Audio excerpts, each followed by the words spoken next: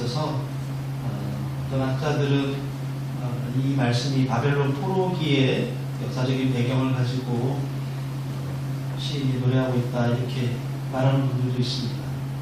마치 바벨론 상황을 연상시키게 할 정도로 절망적인 상황 가운데 처한 시인이 하나님께 부르짖습니다. 하지만 하나님은 웬일인지 응답하시지 않고 계속해서 침묵하시는 거죠. 우리 삶 가운데도 그럴 때가 있죠. 급한 위급한 문제, 정말 힘든 문제, 아니면 오랫동안 내가 이 문제를 가지고 기도함에도 불구하고 하나님이 마치 응답하시지 않는 것처럼 상황도 전혀 변하지 않고 계속해서 이 상황은 진행되는데 내 마음은 타들어가고 답답하고 하나님이 나의 기도를 들어주시지 않는 것일까? 왜 이런 일들이 나에게 생겼는가? 특별히 오늘 본문의 말씀은 어떤 개인의 한 문제이기도 하지만 어떤 민족적인 그 공동체에 큰 어려움이 있었던 것 같아요. 지금 우크라이나에 전쟁이 일어나서 러시아가 강력한 군사력으로 그 우크라이나를 침공하지만 아무도 도와주는 나라가 없죠. 제재를 가하겠다고 말은 하지만 군사적으로 도와주겠다는 나라는 아무도 없어요. 그러면서 국민들의 피해는 점점 늘어나고 괴로워할 때 하나님 정말 계시는 것일까? 하나님 정말 왜 우리를 이런 극한 상황 가운데 내버려 두시는 것일까 하는 그런 괴로움이 묻어나는 말씀이 오늘 본문 시편 77편의 말씀이라고 할 수 있어요. 오늘 1절에서 9절까지는 극심한 상황 가운데에서 혼란 가운데에서 시인이 부르짖는데 하나님이 응답하시잖아요. 그로 말미암는 심한 갈등이 그 안에 일어나고 있어요. 그리고 10절에서 20절까지는 과거 하나님께서 행하신 그들의 선조들에게 애굽에서 그들을 구원해내시고 그들을 건져주셨던 홍해 바다 가운데 그들을 지나게 하시고 애굽의 군대는 그곳에서 멸망시키셨던 그 하나님의 그 행하셨던 그 일들을 기억해내면서 이 고난 중에 그 신앙적인 갈등을 내가 극복했습니다 라고 하는 그런 노래가 10절에서 20절까지 말씀까지 나오고 있었죠. 그래서 오늘 이 본문의 말씀을 통해서 우리가 교훈받고 또한 도전받을 말씀이 있습니다. 첫 번째는 끈질긴 인내가 동반된 기도에 하나님은 마음을 움직이신다는 거예요. 오늘 1절에 보니까 내가 내 음성으로 하나님께 부르짖으리니 내 음성으로 하나님께 부르짖으면 내게 귀를 기울이신다. 오늘 1절에 보니까 내 음성으로 두 번이나 하나님께 부르짖는다고 그렇게 나와 있어요. 이건 단순한 고백이 아니죠. 내가 이제껏 기도했지만 하나님은 응답이 없고 오히려 밤중과 같은 고난이 계속될지라도 나는 계속해서 하나님께 기도하겠다라고 하는 뜻이에요. 마치 오기로라도 하나님 응답 안 하시죠? 그래도 나는 기도할 거예요. 그런 느낌이죠. 그러면서 시인은 내가 계속해서 기도하다 보면 언젠가 하나님께서 내 기도에 응답하실 거다라고 하는 그런 고백이에요. 근데 여기 보니까 내가 내 음성으로 하나님께 부르짖으리니 내 음성으로 하나님께 부르짖으면 그러세요. 내 음성이 뭘까요? 여기서 음성이라는 단어는 이렇게 나오는 목소리를 뜻하는 것도 있지만 그거보다는 내가 하나님께 큰 소리로 기도하겠다라고 하는 거예요. 지금까지 하나님께서 내 기도에 응답하시지 않으셨지만 내가 큰 소리로 부르짖으면 하나님은 응답하시겠지 라고 하는 거예요. 시인이 지금 어떤 일로 절망적인 상황에 처해 있는지는 알 수 없어요. 하지만 그 도저히 해결할 수 없는 그 아주 절망적인 상황에 처해 있다는 건 분명해요. 또 하나님께서 그동안 그 기도에 침묵하셨다는 것도 여기 나와 있어요. 그런데도 포기하지 않고 하나님께 부르짖을 거라고 하는 의지를 지금 드러내죠. 대부분의 사람들은요, 내가 기도했는데 응답되지 않으면 실망하게 돼요. 내 기도가 응답이 안 되나 보다. 이 기도는 응답이 안 되는 기도인가 보다. 아마 시인도 그랬던 것 같아요. 오늘 7절에 보면 7절에서 9절까지 보면 하나님의 응답이 없어서 막 우리만 표현하면 미칠 지경인 거죠. 그 마음이 표현되어 있어요. 주께서 영원히 버리실까? 다시는 은혜를 베풀지 아니하실까? 그의 인자하심은 영원히 끝났는가? 그의 약속하심도 영구히 폐하였는가? 하나님이 그가 베푸실 은혜를 잊으셨는가? 노하심으로 그가 베푸실 긍휼을 굳히셨는가 하였나이다. 이게 시인의 마음이에요.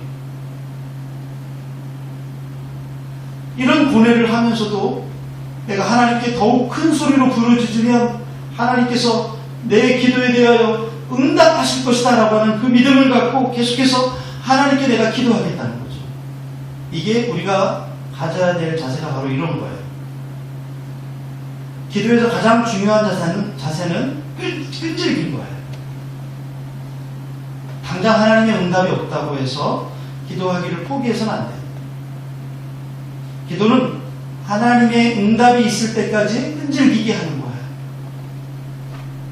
작은 소리로 기도했을 때 응답이 없으면 더욱 큰 소리로라도 부르짖어야 돼요. 예수님도 이 끈질긴 기도의 중요성에 대해서 불의한 재판관과 과부의 비유를 통해서 말씀하신 적이 있죠. 어떤 도시에 하나님을 무서워하지 않는 그런 재판관이 있었어요. 예수님 그를 불의한 재판관이래요.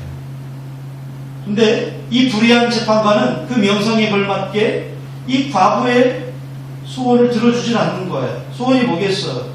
내 억울한 거 판결을 제대로 내려달라는 거겠죠. 하지만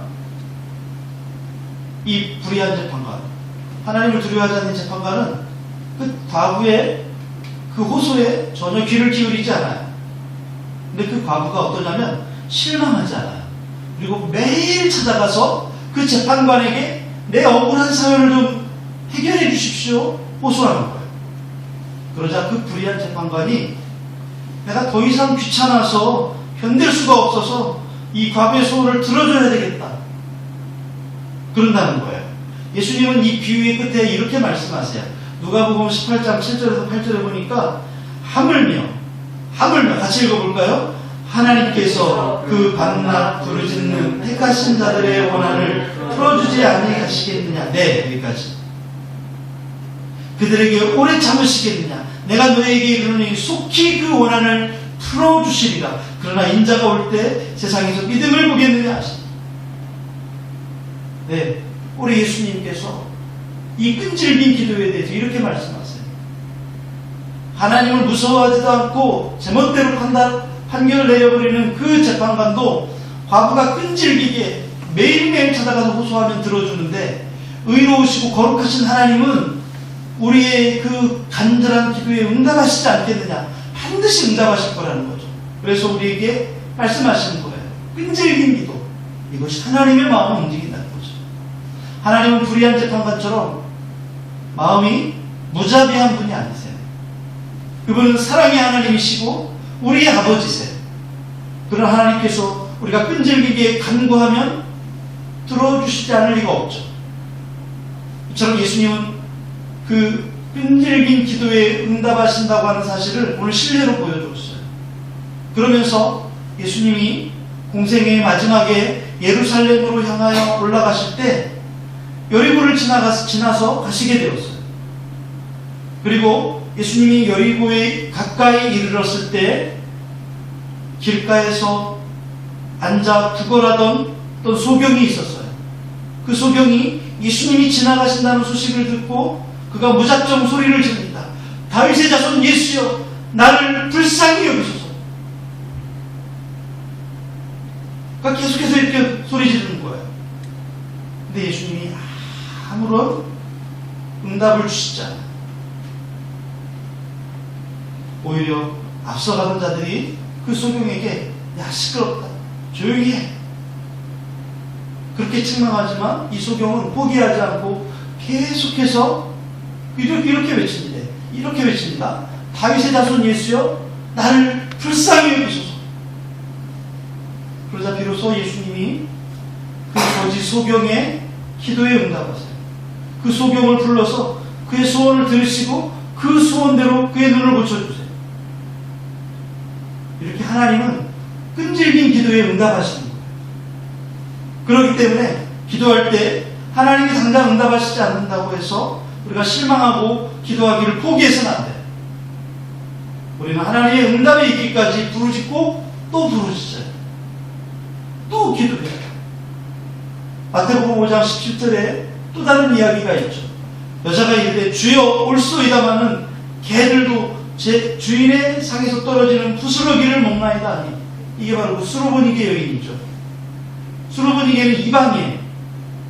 예수님이 어떤 이방 여인이 와서 자기 딸을 고쳐달라고 할 때 예수님이 자녀들의 떡을 취해서 개들에게 주지 않는다라고 했을 때 이 수로보니게 여인이 이렇게 고백한 거예요. 맞습니다. 하지만 개들도 상에서 떨어지는 부스러기를 먹지 않습니까? 무슨 얘기예요? 부스러기 하나라도 좀 주십시오. 그러면 낫겠습니다. 예수님이 그 여인의 믿음을 보시고 그 딸을 고쳐주시죠. 내 자존심이 상하고 내 마음이 상하다 할지라도 끈질기게 하나님께 부르짖어 기도할 때 하나님 응답하신다는 거예요. 오늘 본문의 말씀이 바로 그것을 우리에게 이야기해주고 있어요. 누가복음 11장 8절 말씀 한번 같이 읽어보겠습니다. 시작. 내가 너희에게 말하노니 비록 어떤 영을 인하여서는 일어나 세우지 아니할지라도 그 간청함을 인하여 일어나 그 영혼을 주리라. 아멘. 그 간청함에 포인트가 있는 거예요. 지금까지 간청이 왔더라도 포기하지 않고 계속해서 앞에 문제를 가지고 나가는 것입니다. 건강의 문제, 질병의 문제, 자녀들의 문제, 재정의 문제, 관계의 문제, 영적인 문제, 이 문제들을 하나님 앞에 들고 나가세요. 이미 이 기도는 하나님이 안 들어주실 거야. 아니요? 들어주세요. 응답하시는 분이세요. 이거 너무 사치스러운 기도인데, 네, 그래도 들고 나가십시오. 하나님께서 그 기도에 응답하십니다. 두 번째는 환난 날은 기도의 날이 되어야 되는 거예요. 오늘 2절 말씀 볼까요? 나의 환난 날에 내가 주를 찾았으며 밤에는 내 손을 들고 거두지 아니하였나니 내 영혼이 위로받기를 거절하였도다. 여기서 주를 찾았다라고 하는 말씀과 손을 들고 거두지 아니했다라고 하는 말은 기도에 대한 표현이에요. 내가 주를 찾았습니다. 어떻게 찾았겠어요? 기도하며 찾았겠죠. 내가 내 손을 들고 거두지 아니했다라고 하는 것은 하나님 앞에 두 손 들고 기도했다는 거예요. 여기 밤은 뭘까요? 문자적인 밤도 의미하겠지만 상징적으로 이 환난의 때를 말하는 거죠. 고난의 때를 말하는 거예요. 어려움에 처했을 때를 말하는 거예요. 시인은 환난의 날에 하나님의 응답을 기대하면서 쉬지 않고 기도했다는 고백을 지금 하고 있어요. 일반적으로 환난을 당하면 원망하고 불평하는 게 일반적인 일들이죠. 성도라고 해서 예외는 없어요. 물론 성도들이 처음부터 원망하고 불평하지는 않겠죠. 환난을 만나게 되면, 고난을 당하게 되면 하나님께 부르짖습니다. 그런 부르짖음이 비록 왜, 어찌하여 이런 식의 원망이 다소 섞인 것이긴 하지만 근본적으로 하나님을 향하여 원망하거나 불평하지는 않을 거예요. 그러나 기도에도 내가 기대했던 것과 같은 그런 응답이 즉각적으로 임하지 않을 때 어때요? 믿음이 좋다던 사람들도 기도를 멈추고 하나님을 향해 원망하고 불평하기 일쑤죠. 그러나 사실 원망, 불평이 당면한 이 상황을 극복하는 데는 아무런 도움을 주지 않아요. 내 스스로 이 당면한 상황을 극복할 수 없다면 그것은 하나님의 방법으로만 가능한 거예요.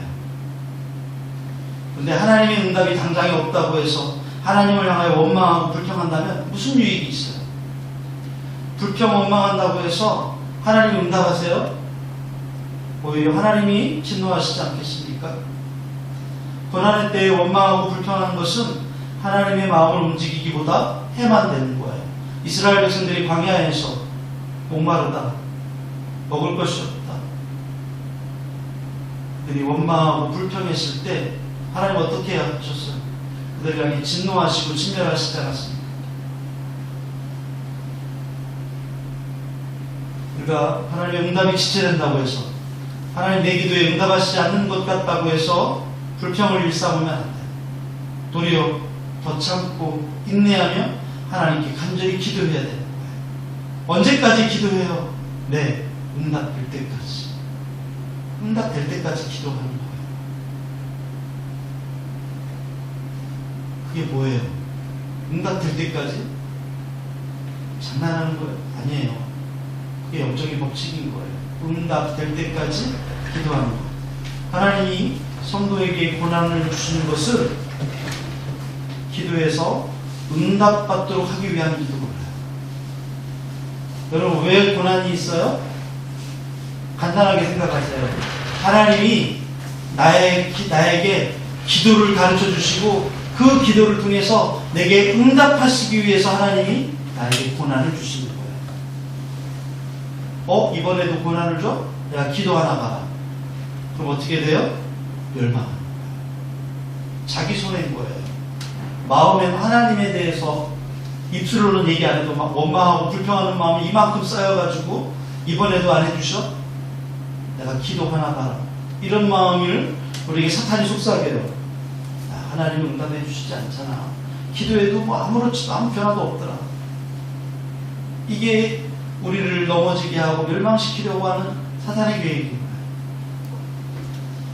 하나님은 우리가 이 환난 날에 하나님께 응답받도록 하기 위해서 더욱 기도하는 방법을 가르쳐 주시고자 해요. 여러분, 우리가 어렸을 때는 부모님들이 우리가 알아서, 우리가 원하지 않아도 알아서 해줘요. 아이가 태어났을 때는 울면 그냥 젖 먹이고 기저귀 갈아주고 씻기고. 그런데 여러분, 우리가 계속해서 그럴 수는 없어요. 이제 장성하고 성장해 가면서 우리 스스로 하나님 앞에 이제 기도해야 돼요. 울고 그치는 것으로는 할 수 없는 거예요. 왜냐하면 하나님은 기도에 응답하시기 때문에 그래요. 우리가 몰랐을 때는 하나님이 아시지만 우리가 예수님을 영접하고 난 이후에는 하나님 앞에 기도하여서 응답받아요. 환난 날에 부르짖으면 응답하시겠다고 하나님이 약속하셨어요. 이사야 41장 17절 말씀을 볼까요? 한번 같이 읽어봅시다. 시작. 가련하고 가난한 자가 물을 구하되 물이 없어서 갈증으로 그들의 혀가 마를 때 나 여호와가 그들에게 응답하겠고 나 이스라엘의 하나님이 그들을 버리지 아니할 것이다. 아멘. 하나님이 우리에게 분명히 약속하세요. 가련하고 가난한 자가 물을 구하되 물이 없어서 갈증으로 내 혀가 마를 때 나 여호와가 그들에게 응답. 이스라엘의 하나님이 그들을 버리지 않을 것이다. 이렇게 약속하신 하나님이 우리에게 응답하시지 않을 리가 없어요. 하나님은 신실하셔서 자기의 약속을 반드시 응답하시는 하나님이세요. 그렇기 때문에 우리가 환난의 때, 고난의 날에 우리가 두 손 들고 하나님 앞에 나아가 기도하여 응답받게 되기를 예수님의 이름으로 축복합니다. 사무엘하 22장 7절 말씀 보십시다. 내가 환난 중에서 여호와께 아뢰며 나의 하나님께 아뢰었더니 그가 그의 성전에서 내 소리를 들으시며 나의 부르짖음이 그의 귀에 들렸도다. 또 예레미야 33장 3절 말씀 볼까요? 같이 읽어요. 너는 내게 부르짖으라. 내가 내게 응답하겠고 내가 알지 못하는 크고 은밀한 일을 내게 보이리라. 아멘. 우리 하나님은 반드시 응답하시겠다고 한 말씀을 너무 많이 하고 계세요. 근데 우리의 믿음 없음이 하나님 불신하고 하나님 원망하고 불평하는 거 아닌지 몰라요. 우리가 하나님 앞에 기도하여서 이 환난의 날에, 이 고난의 날에 응답받게 되기를 축복합니다. 세 번째로는, 참된 위로는 하나님께로서만 얻을 수 있어요. 오늘 시편 77편 2절 말씀해 보니까 나의 환난 날에 내가 주를 찾았으며 밤에는 내 손을 들고 거두지 아니하였나니 내 영혼이 위로받기를 거절하였도다. 오늘 시인이 보니까 내 영혼이 위로받기를 거절하였도다 라고 고백하고 있어요. 이미 이 세상 누군가로부터 위로받고 안정을 얻을 단계를 지금 넘어선 거예요. 너무 극심한 고난에 처해 있는 거죠. 성경에 그런 예가 있어요.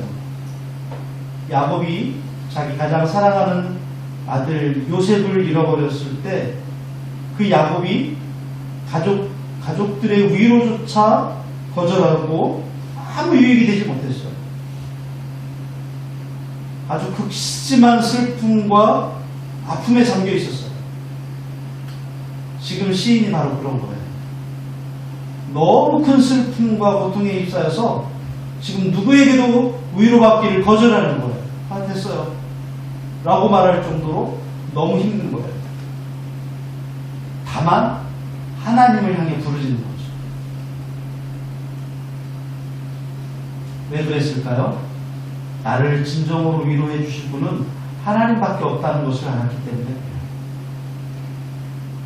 사실 진정한 위로가 어디 있겠어요? 진정한 위로는 문제가 해결되는 거예요. 문제가 해결되지 않는데 위로해 주는 것은 솔직히 무의미한 거죠.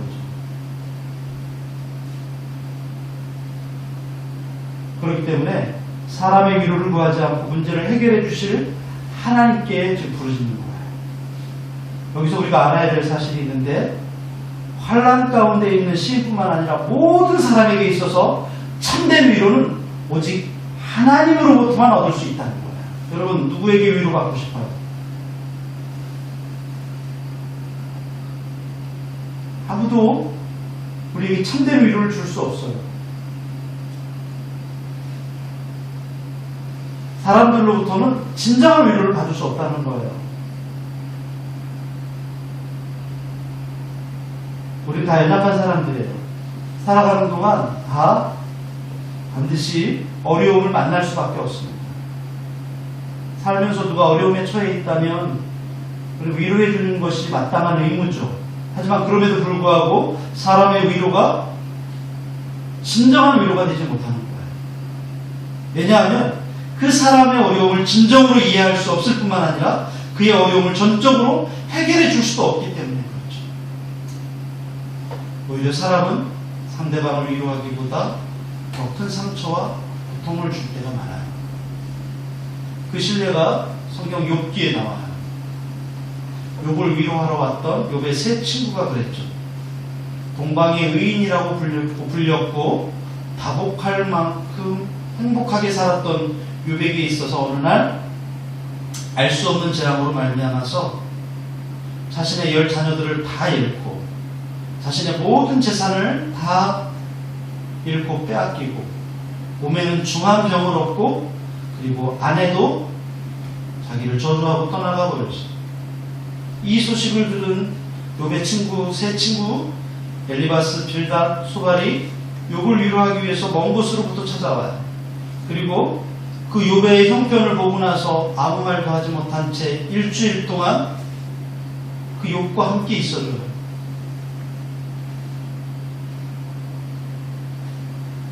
욥의 친구들이 욥에게 진정한 위로를 주지 못했죠.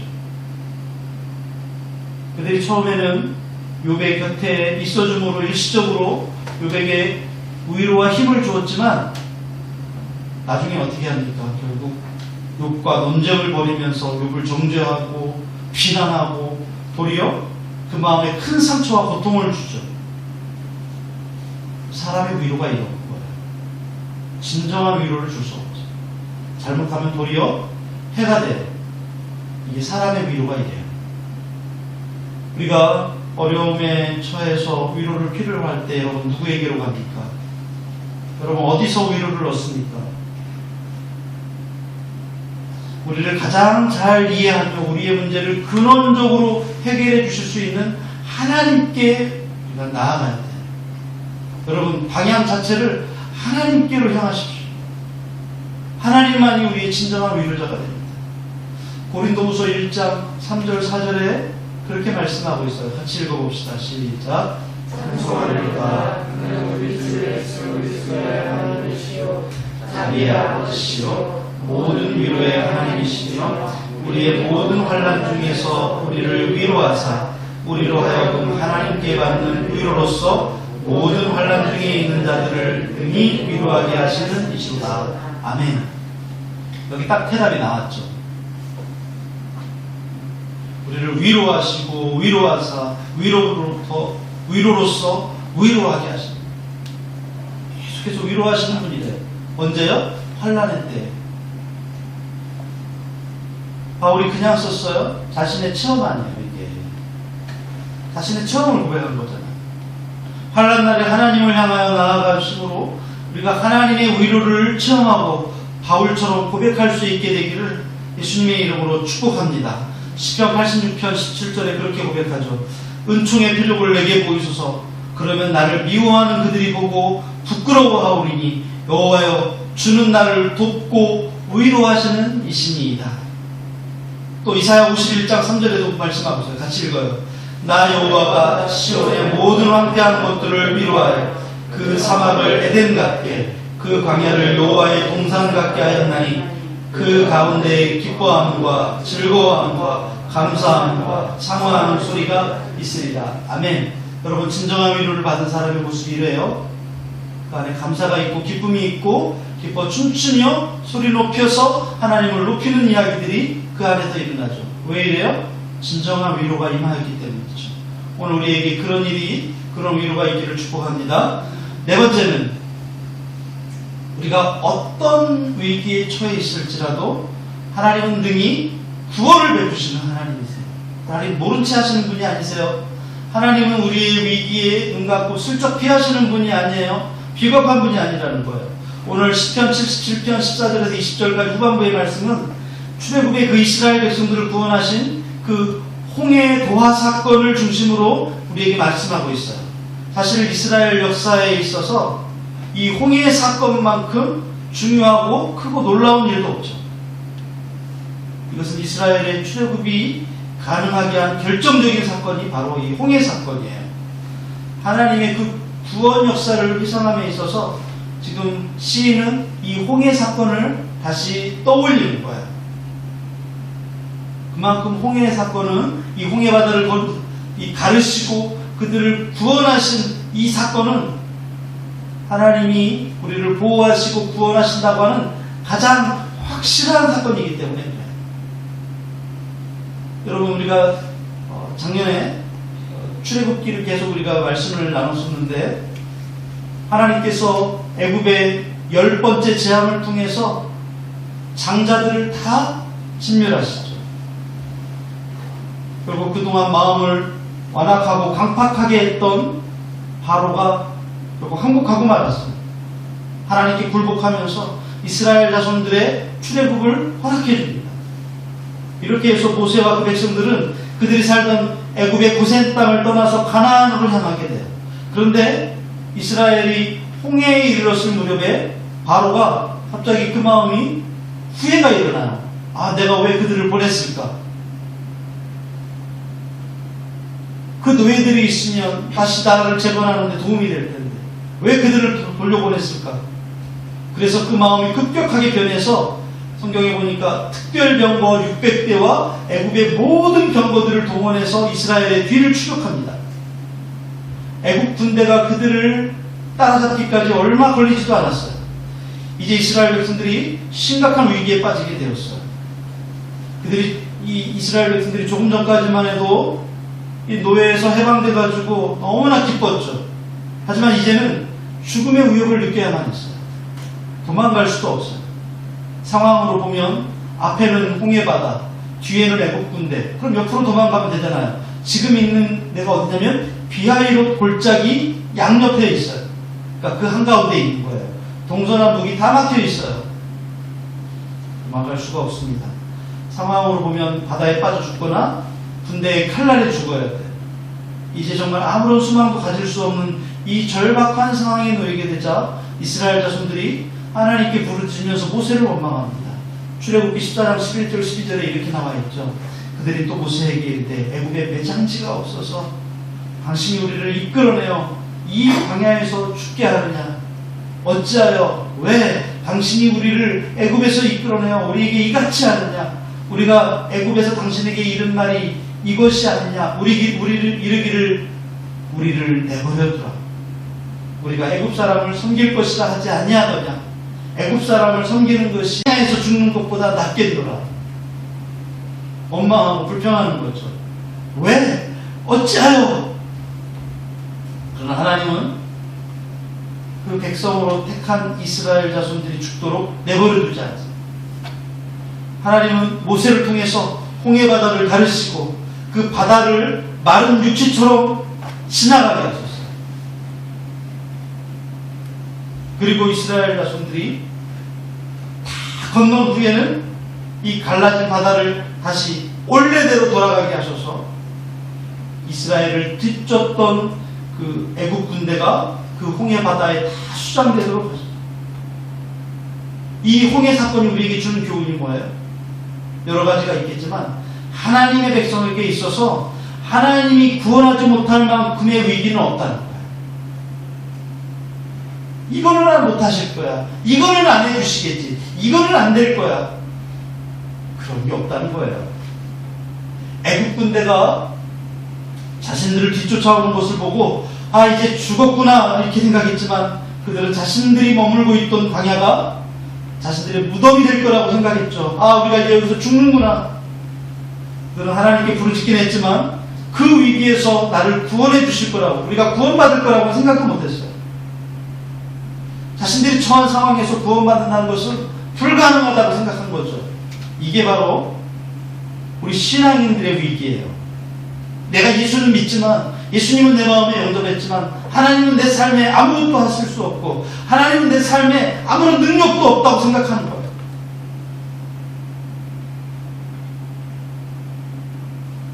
엄밀하게 말하면 이게 불신앙이에요. 놀라운 것은 그들이 원망하고 불평하고 있는 가운데도 불구하고 하나님은 그들을 온전하게 구원하셨다는 거예요.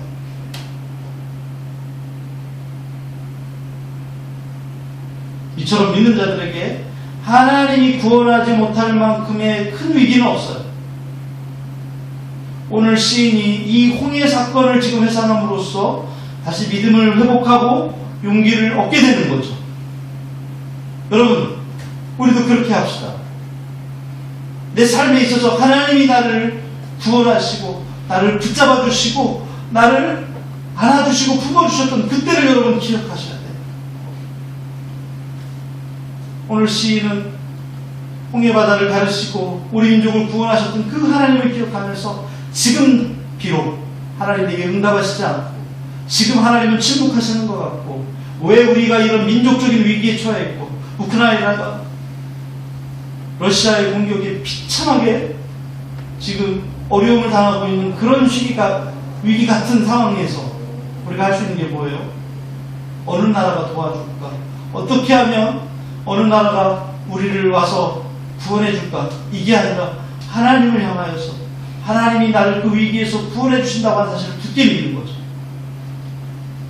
지금의 형편이 마치 홍해 바다 앞에 있는 것 같고 뒤에는 애국 군대가 쭉 추격해 오는 것 같은 그런 절박함과 또 하나님이 내가 부르짖어도 응답하시지 않는 것 같은 어떤 소망도 보이지 않는 그런 상황이라 할지라도 하나님 반드시 나를 구원하실 것이다 라고 하는 그런 확신을 가지게 되기를 바랍니다. 오늘 본문 1절에 이렇게 나와 있죠. 내가 내 음성으로 하나님께 부르짖으니 내 음성으로 하나님께 부르짖으면 내게 귀를 기울이시리라. 여러분, 우리는 인생을 살면서 여러 위기를 만나게 돼요. 그리고 그 위기 가운데는 도저히 소망을 가질 수 없을 만큼 심각한 것도 있어요. 마치 앞에는 홍해바다, 뒤에는 애국 군대, 절박한 위기 가운데 처할 수도 있죠. 그러나 그때 우리는 반드시 기억해야 돼요. 하나님이 구원하시지 못할 위기는 없다. 그러면 우리가 흔들리지 않는 거예요.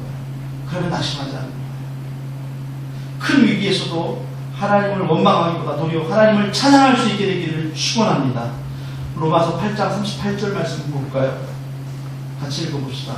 내가 확신하노니 사망이나 생명이나 천사들이나 권세자들이나 현재일이나 장래일이나 능력이나 높음이나 기품이나 다른 어떤 피조물이라도 우리를 우리 주 그리스도 예수 안에 있는 하나님의 사랑에서 끊을 수 없습니다. 아멘. 그 어떤 것도 우리를 하나님의 사랑에서 끊을 수 없습니다. 어떤 어떤 강력한 군대도, 어떤 권세도, 어떤 영적인 힘도,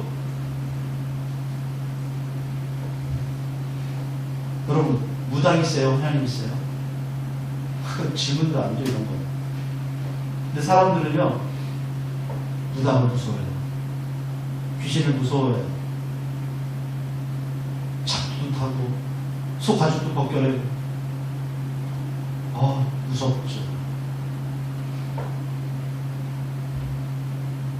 여러분, 그 어떤 것도 하나님 앞에 대적할 수 없어요. 하나님이 구원하십니다. 하나님이 우리를 생명싸개 안에 품어주시고 보호하시고 어떤 수렁에서도 건져주시는 하나님이세요. 고린도후서 1장 10절에 말씀하십니다. 같이 읽어봅시다. 그가 이같이 큰 사망에서 우리를 건지셨고 또 건지실 것이며 이후에도 건지시기를 그에게 바랍니다. 건지셨고 건지실 것이며 건지시기를 바랍니다. 늘 말씀드리죠. 강조에 강조를 더하는 것은 이거는 그렇게 된다는 거예요. 다섯 번째로, 하나님은 예상치 못할 의외의 길을 항상 준비하시는 분이십니다.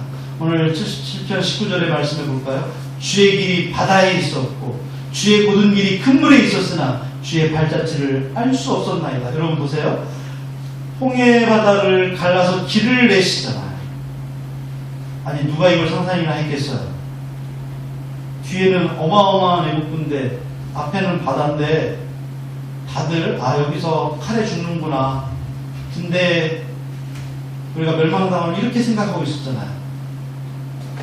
너무 의외의 사건이죠. 너무 이건 상상치도 못했던 거예요. 애굽의 고센 땅에서 가나안까지 가려면 홍해의 광야길이 아닌 블레셋 사람들이 살고 있는 땅으로 그냥 쭉 올라가면 가까워요. 훨씬 좋아요. 길도 편해요. 근데 하나님이 그들을 홍해 바다가 있는 광야길로 일부러 인도하세요. 아마 투덜거렸을 거예요. 아니 저 길로 가면 되는데 왜 이 길로 가고 난리야? 어? 눈이 없나? 별 얘기를 다 했을 거예요. 왜 우리 그러잖아요. 조금만 화나면 막 이 얘기 저 얘기 없는 얘기 다 붙여내면서 하나님도 원망했을 거예요. 하나님은 그걸 몰랐을까요? 알고 계셨죠. 그럼에도 불구하고 그들을 불편한 길로 가게 하세요. 그리고는 이제 정말 위기 앞에 맞닥뜨리게 하는 거예요. 그렇게 하신 이유가 뭐예요? 하나님은 이 땅에 여호와 하나님과 같은 분이 없다고 하는 것을 우리가 경험하도록 하기 위해서, 그래서 하나님만 섬기도록 하기 위해서 위기 가운데 그들을 몰아넣으신 거예요. 홍해바다 앞에 당도한 이스라엘 자손들은 하나님이 그들을 위해 예비하신 바닷속 길이 보였을까요? 안 보였죠. 그 바다에 길이 있을 거라고 상상도 못했어요. 오로지 뭐만 보여요? 애국의 군대만 보이는 거예요. 애국의 군대도 군대지만 홍해바다는 어땠을까요? 결코 넘을 수 없는 장애물이죠. 애국 군대의 손에 죽든지 홍해바다에 빠져 죽든지 이게 내 운명이구나. 그래서 그들은 자신들을 애국에서 이끌어낸 모세를 향해서 원망을 뽑는 거예요. 성경에는 이 정도 표현 나왔지만 얼마나 앞다구리를 했을까요? 별 얘기 다 했을 것 같아요. 왜 지금 우리가 2년 동안 지금 이 코로나 때문에 막 힘드니까 누구 하나 걸리기만 해봐라 그냥 다 쏟아버리겠다 그러면서 막 우리가 이 분노 게이지가 이만큼 올라와 있잖아요. 아마 이스라엘 백성들은 더 했을 거예요.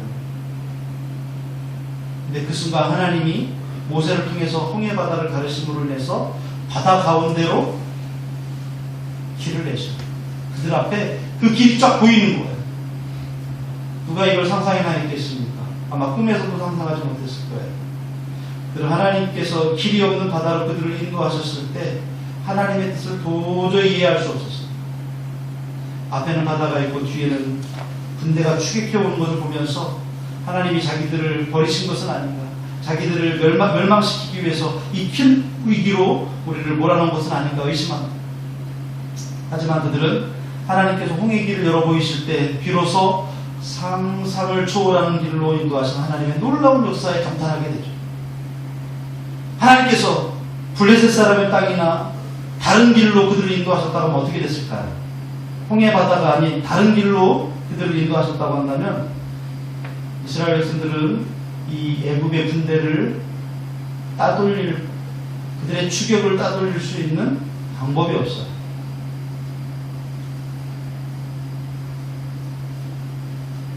여러분, 도망가는 사람이 쉽겠어요? 경보 타고 쫓아가는 사람이 쉽겠어요?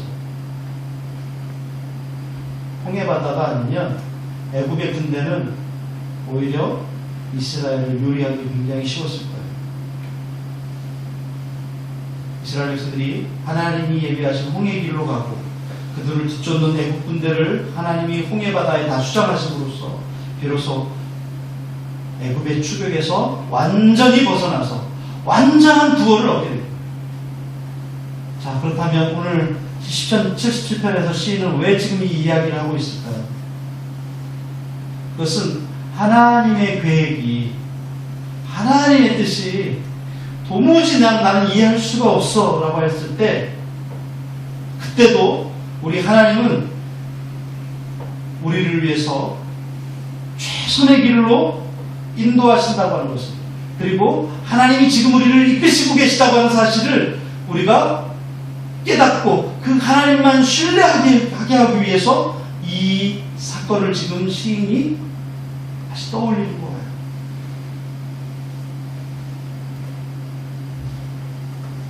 나에게 이런 하나님이 나에게 이런 고난을 허락하시고 내 기도에 침묵하시는 것에 대해서 이해하기 어려웠을 거예요. 마치 지금 이스라엘처럼. 그러나 하나님이 이스라엘을 홍해길로 인도하신 것이 그들을 위해 예비하신 바닷속 길을 통해서 그들을 온전한 구원의 길로 인도하시기 위한 것이었던 것처럼 나의 간구에 하나님이 침묵하시는 것도 궁극적으로는 나의 유익을 위한 것이라고 하는 것을 여러분 깨달아야 합니다. 어려움에 처해 있습니까? 하나님이 내 기도에 지금 침묵하고 계십니까? 하나님 나의 유익을 위해서 지금 나에게 홍해바다의 길을 열고 계세요.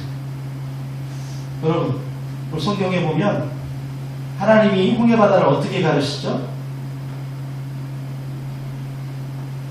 모세가 지팡이를 들잖아요.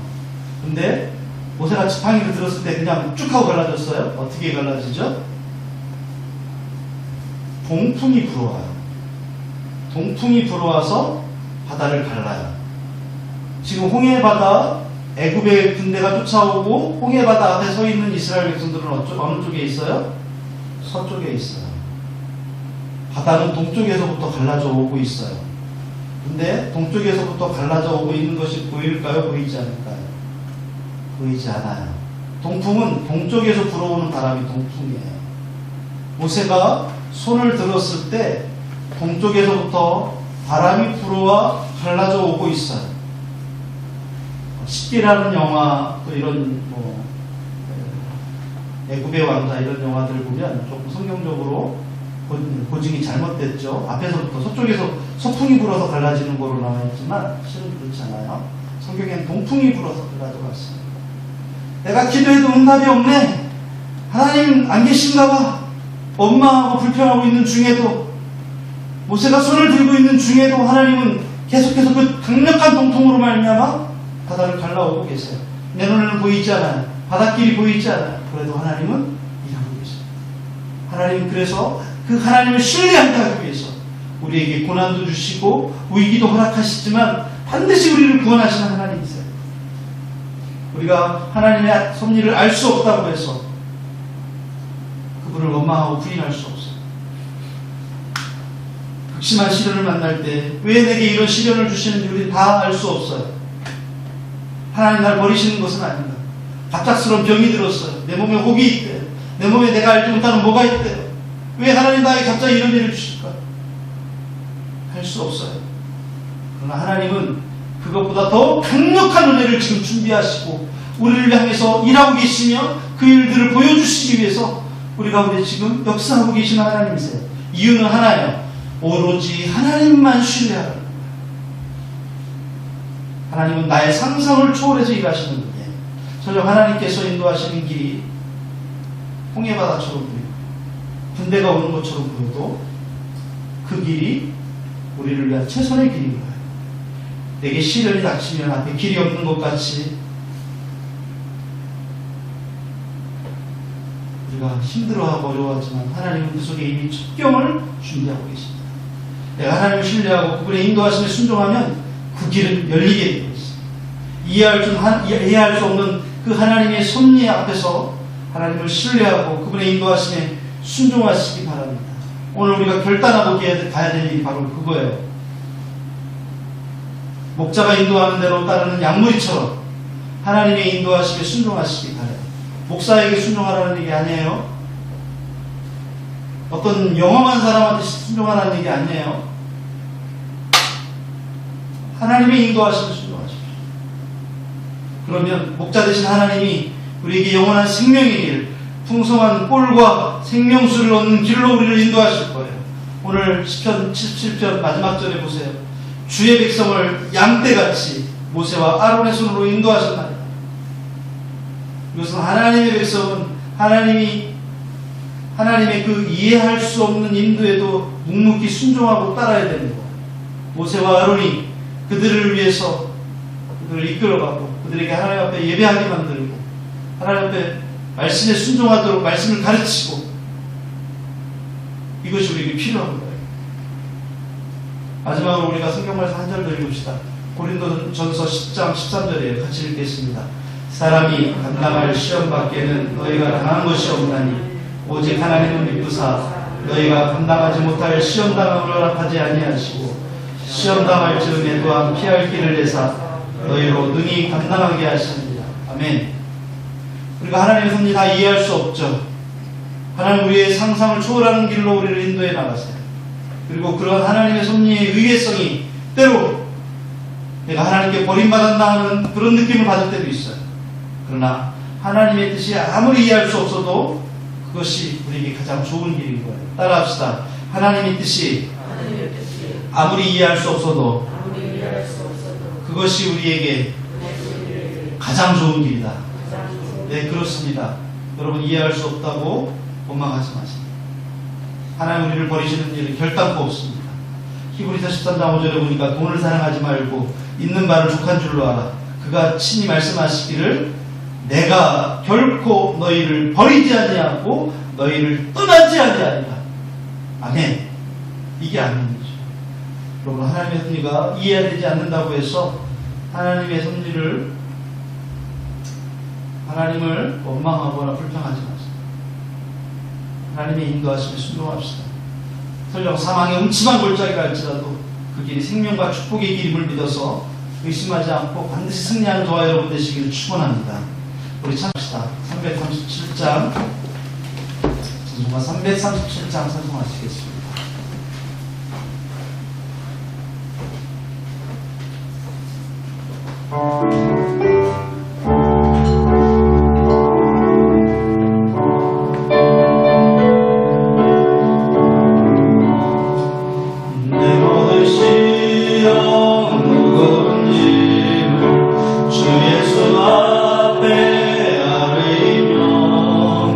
근심에 쌓인 날보라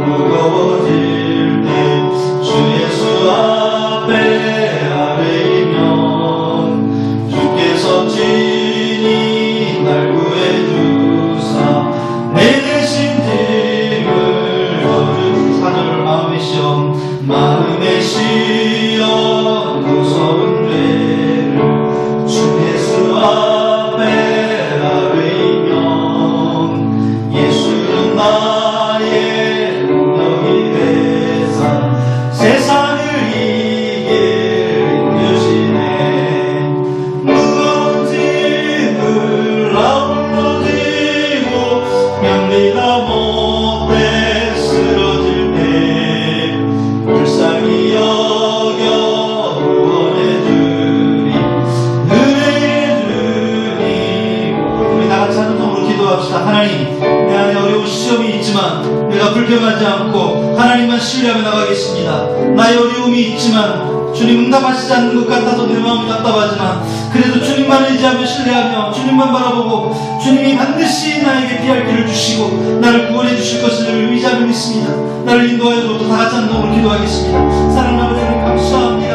하나님 마음이 답답하고 하나님 원망스럽고 내 안에 불평이 터져 나올 것 같은 그런 어려운 상황 속에서도 주여 내가 하나님만 신뢰하며 하나님 의지하고 반드시 하나님 나를 구원하실 것을 믿고 하나님만 바라보며 나아가겠사오니 하나님 나를 붙들어 주시옵소서. 나의 믿음을 더욱 견고하고 단단하게 하여 주시옵소서. 아버지 좌절하지 않게 하시고 낙심하지 않게 하시고 하나님만 바라보게 하여 주시옵소서. 그래서 일하시고 계신 아버지 하나님, 길을 열고 계시는 아버지 하나님, 나의 족병을 미리 준비하시고 나를 구원하시며 기쁜 수렁에서도 던지시는 아버지 하나님이심을 믿고 주님만 신뢰하며 나가게 하여 주시옵소서. 그러므로 말미암아 반드시 하나님 승리하고 반드시 기도에 응답받고 하나님 영광 돌리는 우리 모두가 되게 하여 주시옵소서. 하나님 이 상황에서 승리하게 하여 주옵소서. 이 상황 가운데서 하나님이 일하시는 아버지 하나님, 나를 구원하신 하나님, 영원하시고 아버지 전능하신 하나님이신 것을 믿고 승리하는 모두가 되도록 하나님 역사하여 주시옵소서. 하나님만 의지하며 신뢰하며 나아갑니다. 도와주시옵소서. 인도하여 주시옵소서.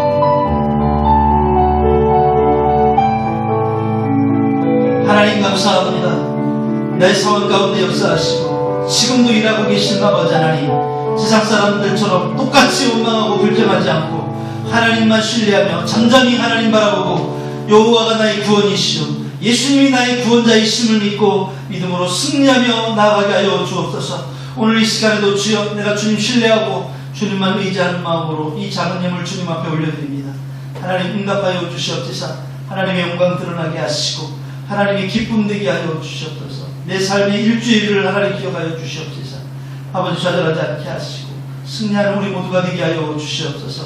이제 새 학기를 시작하는 우리 자녀들을 위해 기도합니다.